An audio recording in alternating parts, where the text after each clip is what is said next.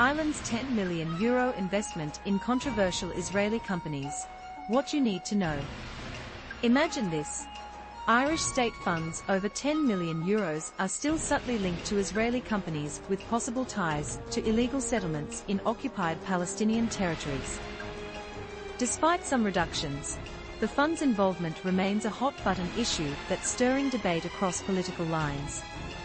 Back in November 2023, Finance Minister Michael McGrath announced plans to bring a proposal to the government to cut down €4.2 million invested by the Ireland Strategic Investment Fund, ISIF, in 11 Israeli companies listed on a United Nations database. These companies are suspected of having links to settlements considered illegal under international law.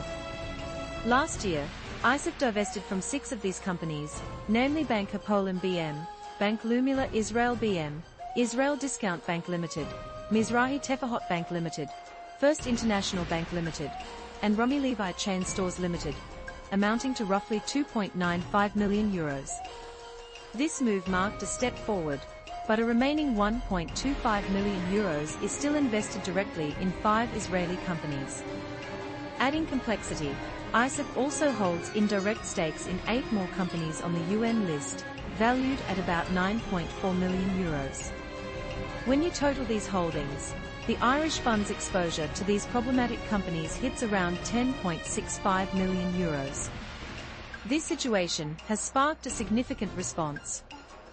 Finance Minister Paschal Donohoe acknowledged that the scale of investment in these companies is small compared to their market capitalization, and he mentioned there's ambiguity regarding how much income these firms draw from activities in Palestinian territories.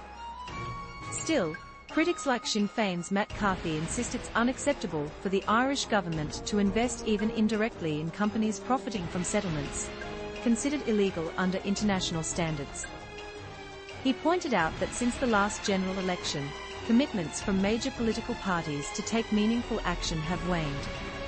Carthy emphasizes that Ireland should be taking a stand, urging Israel to face the consequences of its actions, and calling for the nation to lead in challenging these illegal settlements.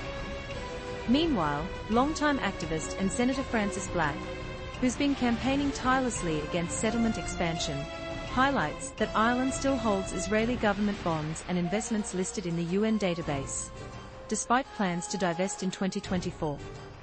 She advocates for immediate action aligning with last year's International Criminal Court advisory opinion, urging Ireland to end all trade and investments in Israel's settlements. Legislation like the Occupied Territories Bill, currently before Parliament, reflects this push, along with previous bills like the Illegal Israeli Settlements Divestment Bill 2023. Though the outgoing government had shown some positive engagement, distinctions still exist between investments in Israel proper and those in the occupied territories. Adding to the domestic debate, TD Owen Hayes, recently suspended from his party over some comments about his shareholdings in a defense contractor linked to Israel, voiced urgent concern. Hayes called for the immediate passage of the Occupied Territories Bill, criticizing the government's apparent reluctance, and warning of the significant violations of international law committed by Israel. The landscape remains politically charged, with calls for Ireland to take a firmer stance, faced with choices about how its investments align with international law and moral responsibility.